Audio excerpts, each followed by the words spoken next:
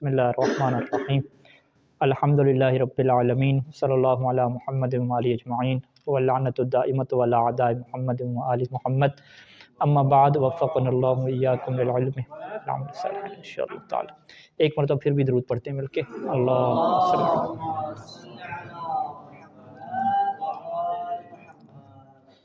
गुफ्तगू जो है वो इज्तिहाद के मुतल्लिक़ आज इंशाअल्लाह आखिरी गुफ्तगू होगी। अल्लामा हिल्ली अलैहिर्रहमा ने इज्तिहाद की तारीफ़ ये की कि इस्तिफ़रागुल वुस्अ मिनल फ़क़ीह लितहसील ज़न्न बिहुक्मिन शरईय्यिन, कि फ़क़ीह जो है वो अपनी वुसअत और अपनी कुदरत और अपनी जुहद को ख़र्च करेगा ताकि उससे जो है वो हुक्म शरई का क्या हासिल हो जाए, ज़न्न हासिल हो जाए। एतराज़ किसके ऊपर है जी? लितहसील ज़न्न बिहुक्मिन शरईय्यिन। एतराज़ इसी के ऊपर है कि भाई देखो जी, आप लोग तो जो है वो अपने इज्तिहाद के ज़रिए से क्या लेते हैं जी, हुक्म शरई का ज़न्न जो है वो हासिल करते हैं, और ज़न्न जो है वो हुज्जत नहीं है, लिहाज़ा ज़न्न के ऊपर आप अमल ना करें। ठीक है, इसके ऊपर हमने आपकी खिदमत में अर्ज़ किया था कि आप उनसे राय हल पूछ लें कि भाई हम लोग तो चलें ज़न्न पे अमल कर रहे हैं, तो आप लोग जो है वो किस बात पे अमल कर रहे हो। ठीक है, तो वो आपको क्या जवाब देंगे कि हम तो जो है वो अहले बैत के फ़रामीन के ऊपर अमल कर रहे हैं। दूसरा सवाल आपका क्या होगा कि अहले बैत के फ़रामीन पे जब आप अमल कर रहे हैं तो अहले बैत के फ़रामीन आपको कहाँ से मिल रहे हैं? क्या वो 100% यकीनी रस्ते से मिल रहे हैं या 100% यकीनी रस्ते से नहीं मिल रहे? 100% यकीनी रस्ते का मतलब क्या है कि या तो डायरेक्ट इमाम ज़माना से रब्ता हो, या हज़रत जिब्रील अलैहिस्सलाम से डायरेक्ट रब्ता हो, या जो है वो कुरान मजीद की तरह का तवातुर हो हर रवायत के अंदर। जैसे कुरान मजीद सुन्नी शिया के यहाँ बिल्कुल एक जैसा है, इसी तरह से जो भी आप हुक्म शरई की रवायत लें वो भी सुन्नी शिया के यहाँ और सब के यहाँ जो है वो एक जैसी हो। जैसे हदीस सकलैन है, ठीक है, शिया सुन्नी के यहाँ जो है वो तवातुर मानवी है, एक तरह की है। हदीस गदीर आप ले लें, ठीक है, इस तरह की जो 4-5 मोटी मोटी हदीसें हैं, जिस तरीके से ये तवातुर है, ऐसे ही क्या होना चाहिए, तवातुर क्या है, हर जगह पे फिर क्या है आपका होना चाहिए। तो वो आपको क्या जवाब देंगे कि भाई हमारे पास तो इस तरह का तवातुर है या नहीं है। वो कभी भी नहीं कह सकते कि इस तरह का तवातुर क्या है। ठीक, अच्छा, तवातुर उनके पास है या नहीं है, सारी बहस क्या इसी के ऊपर है। ठीक है, ये बात बड़ी वाज़ेह और क्लियर है कि अगर तवातुर होता रवायात में तो तमाम शियों के अंदर वो रवायात क्या है, कम अज़ कम एक जैसी होती, उनके अंदर कोई इख्तलाफ ना होता।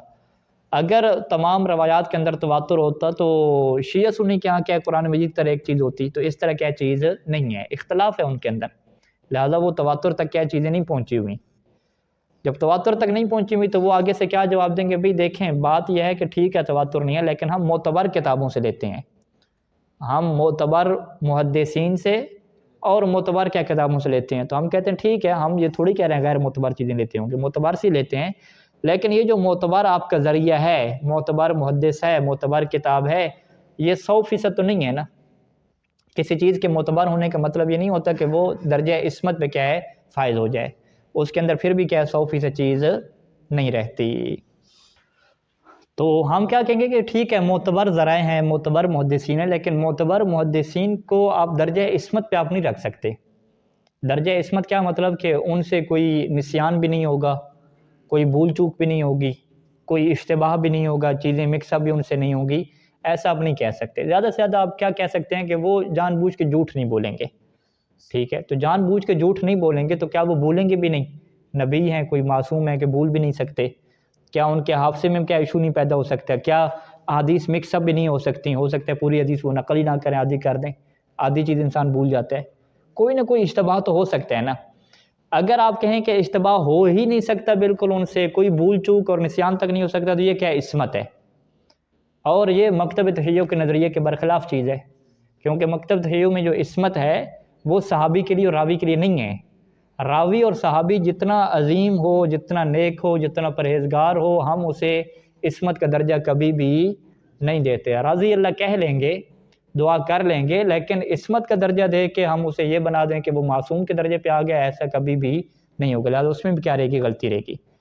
तो अब वो क्या कहे, क्या ठीक है मासूम तो नहीं है, हम कहते हैं बस जो मासूम नहीं है, जिसके अंदर गलती का इम्कान है, उसे हम क्या कहते हैं, ज़न कहते हैं। इसी चीज़ को हम क्या कहते हैं, ज़न कहते हैं। तो लिहाजा आप भी ज़न के मुताबिक चल रहे हैं, लेकिन आप उसे कबूल करने के लिए तैयार नहीं हैं। تو لہٰذا آپ کو کس چیز کی تعریف پہچاننی چاہیے کہ ظن کہتے کیسے ہیں، یہ کہ آپ کو معلوم ہونا چاہیے۔ ظن کی کیا تعریف ہے؟ ظن کی تعریف جو ہے وہ علم اصول فقہ میں کیا کی جاتی ہے جی؟ یہ تعریف ہے، الظن اصطلاح یارد لدى الاصولیین وغیرہم۔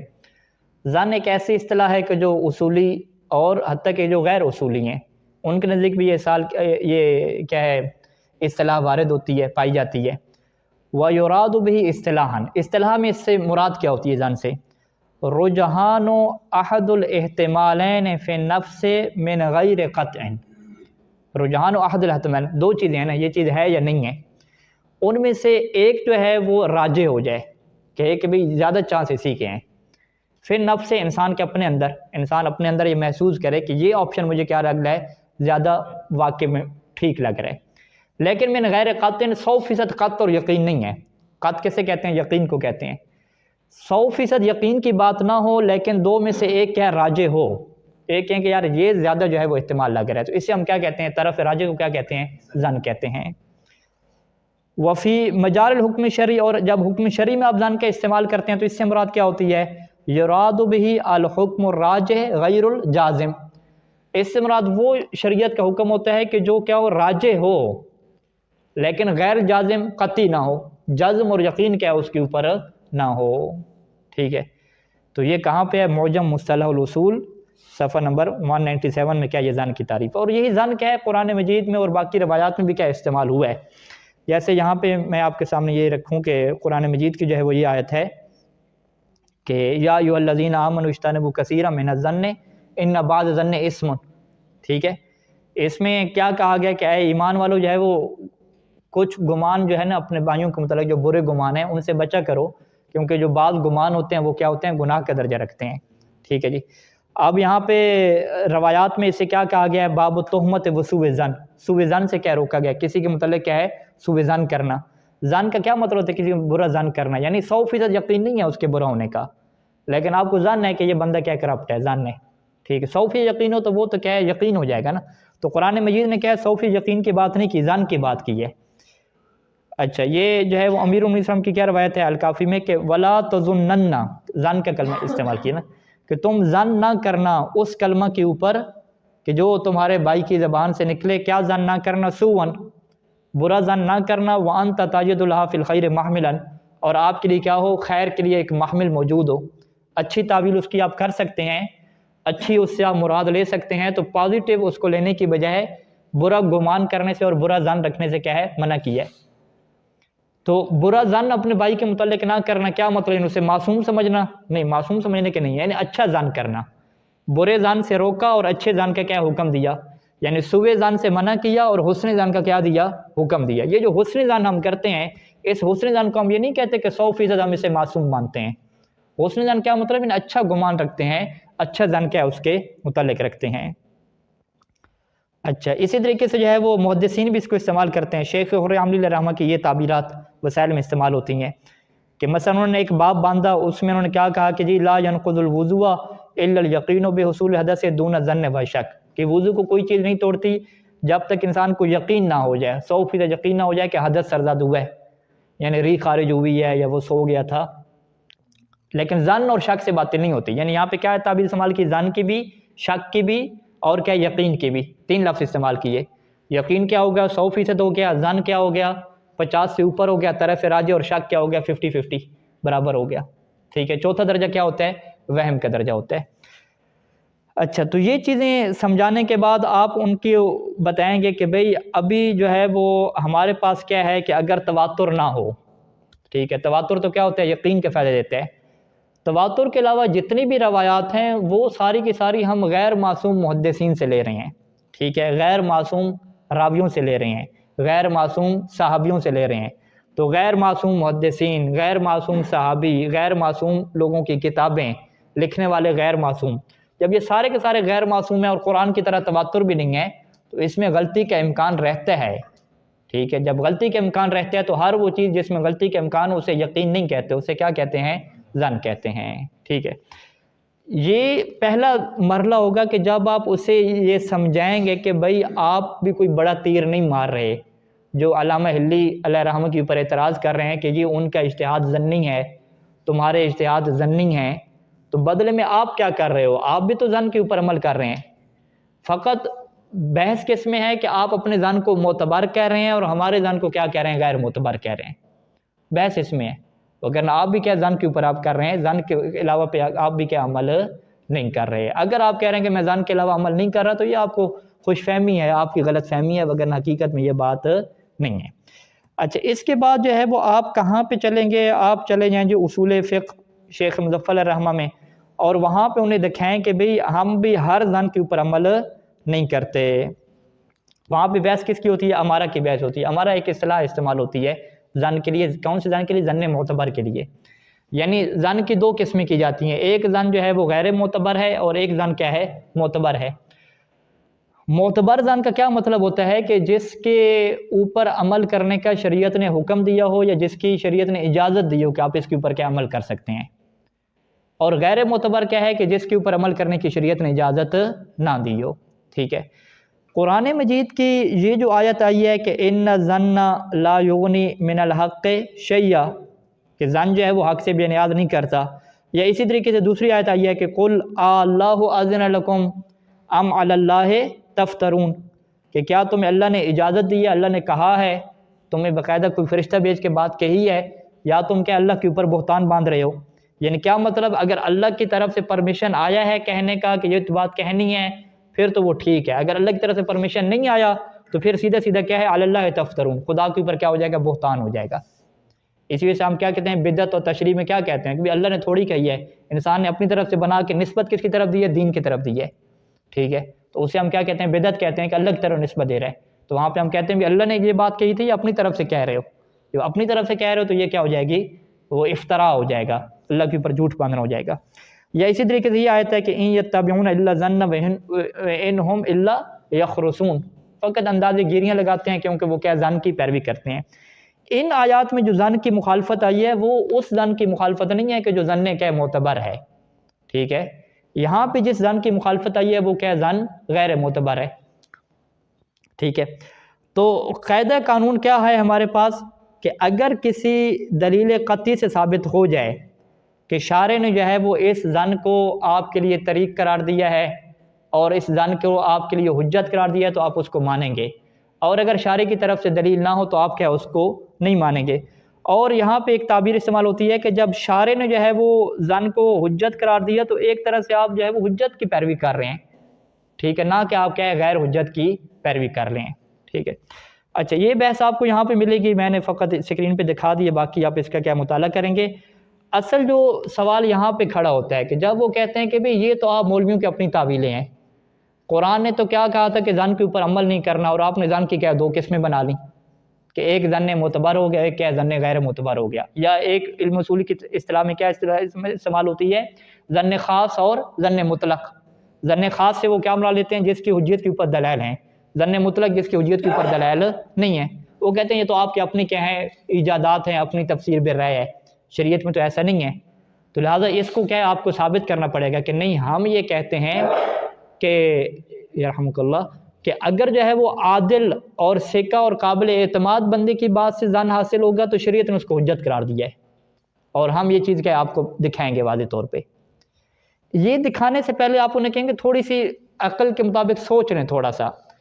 اگر آپ کہتے ہیں کہ شریعت نے ہر قسم کے ظن کو روک دیا اور ہمیشہ حکم دیا کہ ہمیشہ کس کو لینا ہے؟ یقین کو لینا ہے، 100% کو لینا ہے، تو پھر تو آپ یہی کہہ دیں کہ بھئی اللہ تعالیٰ ہر کسی کے پاس کیا فرشتہ بھیجے، کیونکہ اگر ہر کسی کے پاس فرشتہ نہیں آتا اور 10 غیر معصوم بندے اس کو بتاتے ہیں تو وہ جو 10 غیر معصوم بندے ہیں، راوی ہیں، وہ تو معصوم ہیں ہی نہیں۔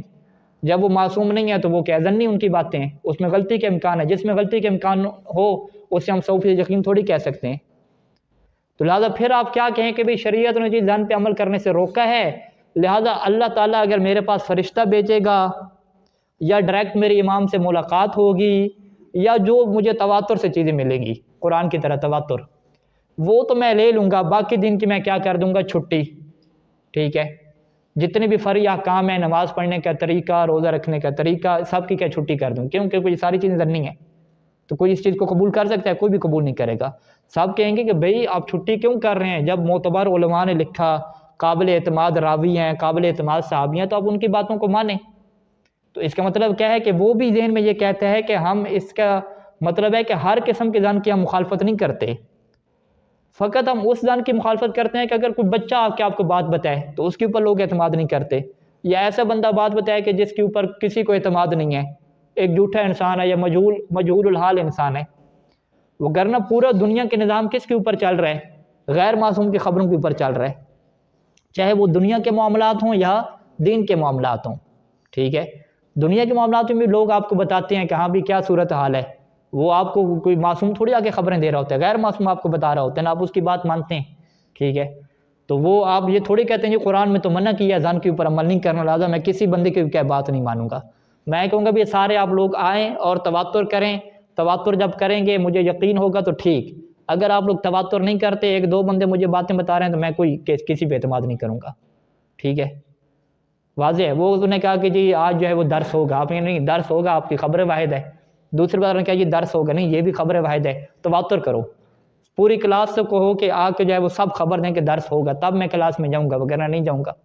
ٹھیک ہے، اگر وہ کہیں کہ جی ادارے کے مدیر نے کہا ہے درس ہوگا، کہتے ہیں ادارے کا مدیر بھی تو خبر واحد ہے نا. ٹھیک ہے، معصوم تھوڑی ہے، میں عمل نہیں کروں گا. تو کیا ہوگا؟ 2 دن کے بعد ادارے سے نکال دیں گے، کہیں گے نفسیاتی مریض ہے.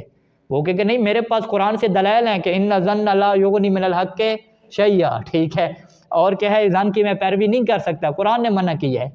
ہم کہتے ہیں ٹھیک ہے ابھی تم کیا سائڈ پہ جاؤ. ٹھیک ہے، تو قرآن کی یہ جو آیات ہیں یہ کون سے ظن سے روکتی ہیں؟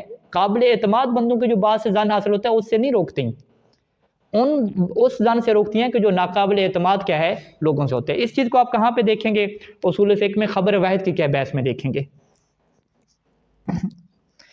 خبر واحد کی بحث جو ہے وہ فہرست میں آپ چلے جائیں گے، یہ جو ہے وہ 3 جلد میں جو مباحث حجت آتی ہے.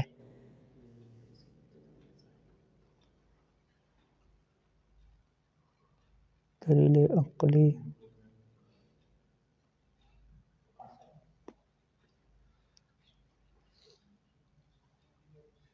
یہ خبر واحد کی بات 426 428.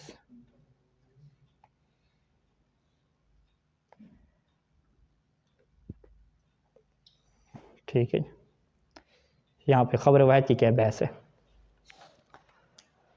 خبر واحد کی تعریف کیا کی ہے؟ وَهُوَ مَا لَا يَبْلُغُ حَدَّ التَّوَاتُرِ مِنَ الْأَخْبَارِ. خبر واحد کیسے کہتے ہیں کہ جو حد تواتر تک نہ پہنچی ہوئی ہو. تواتر کیسے کہتے ہیں؟ کہ اتنے زیادہ لوگوں سے وہ خبر نقل ہو کہ انسان کو یقین حاصل ہو جائے، اطمینان ہو جائے اس کے صحیح ہونے کا. اب وہ کتنے زیادہ بندے ہوں یہ کوئی تعداد نہیں ہے. اصل میں یار کیا ہے کہ جتنے بھی بندے ہوں انسان کو ان بندوں کی وجہ سے اطمینان آ جائے. ٹھیک ہے، بعض کا وہ 4-5 بندے بھی ہوں گے لیکن وہ بڑے بڑے بندے ہوں گے، یعنی بڑے قابل اعتماد قسم کے لوگ اور علماء قسم کے لوگ، زرارہ جیسے لوگ. اگر وہ 4-5 مختلف بندوں نے کیا روایت نقل کر دی تو انسان کو کیا اطمینان حاصل ہو جاتا ہے، تواتر بن جاتا ہے. ٹھیک ہے، بعض کا کیا ہے 5-10 بھی کر لیں، 12 بھی کر دیں پھر بھی نہیں ہوتا، کیونکہ وہ 12 کیا ہے مجہول الحال قسم کے بندے ہیں. ٹھیک ہے، بات ان کی واضح نہیں ہے.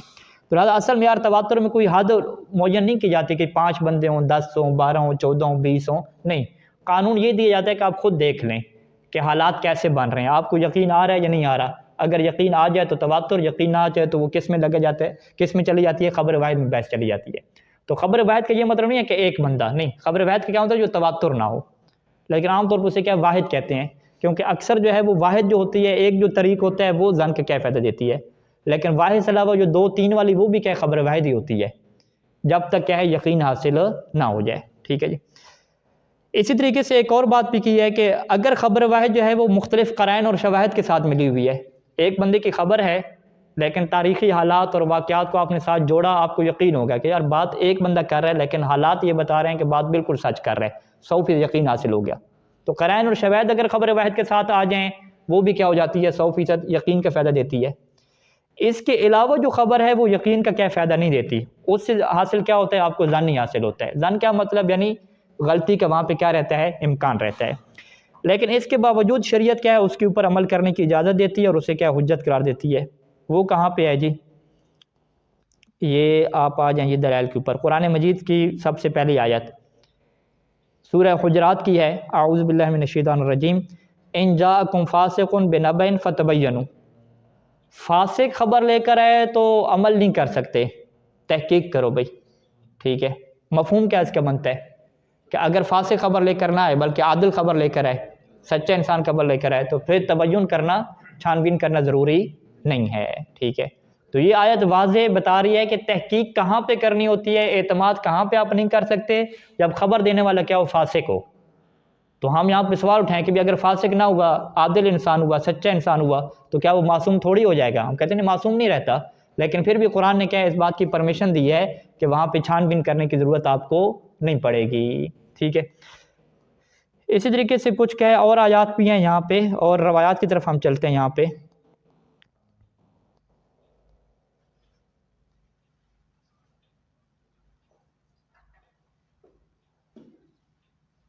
ٹھیک ہے، 3 آیتیں 2 آیتیں یہ روایات ہو گئیں، ٹھیک ہے۔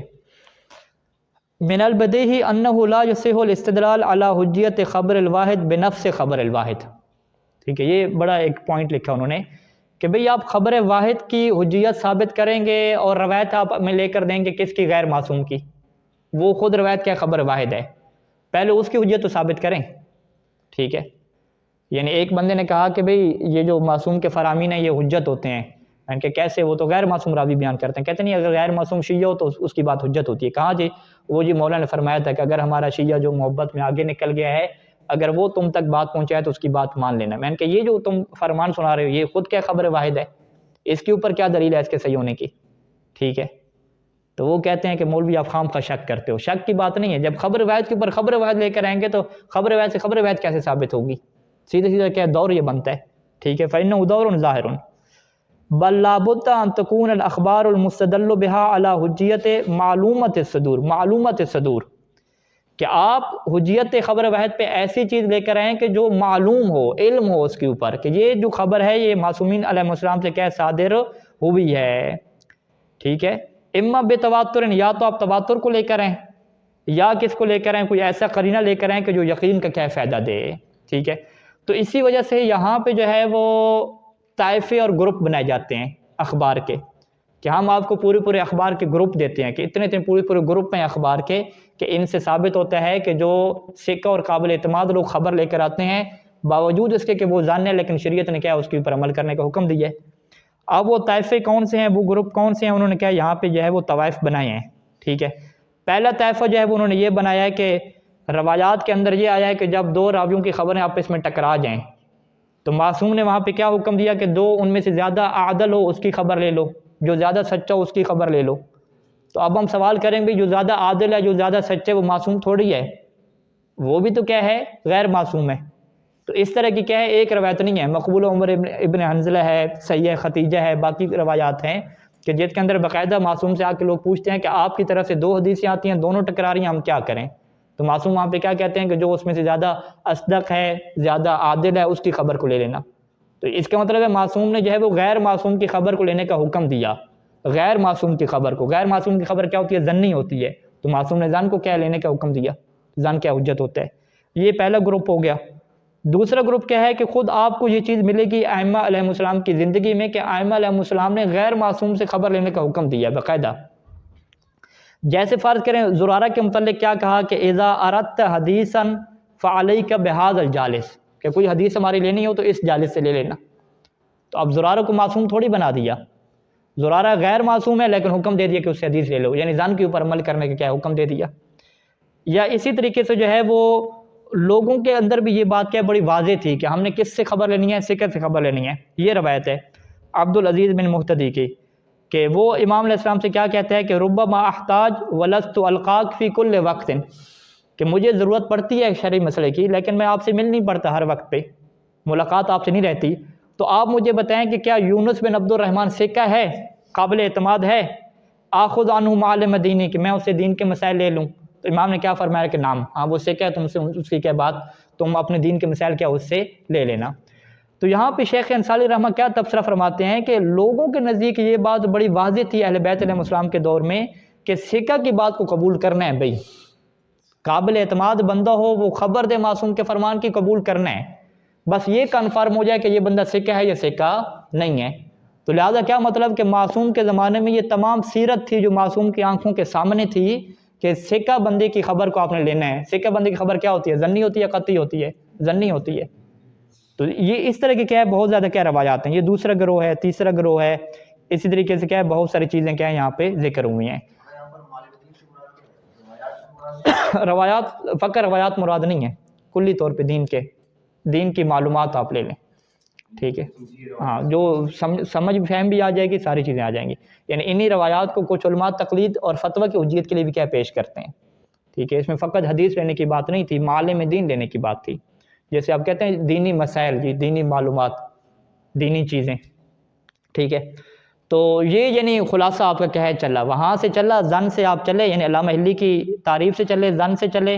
ظن کے بعد آپ نے کہا کہ وہ جو آیت ہے قرآن مجید کی ان ظن لا یغنی من الحق شیئا، اس میں اہل بیت علیہ السلام نے اس ظن کی نفی کی ہے کہ وہ جو خبر اس سکہ سے حاصل ہوتا ہے وہ اس آیت میں کیا کبھی بھی شامل نہیں ہے. اگر وہ بھی خبر میں شامل ہو تو زندگی کا سارا نظام کیا ہے درم برہم ہو جائے اور ہر کوئی مطالبہ کرے کہ ہمارے ساتھ فرشتہ کیوں نہیں ہے. جیسا کہ ملحدین کا یہ کیا ہے یہ اعتراض بھی ہے کہ اللہ نے ہمارے ساتھ ایک ایک فرشتہ کیوں نہیں بھیجا، ٹھیک ہے. صلی اللہ علیہ محمد و آلہ اجمعین.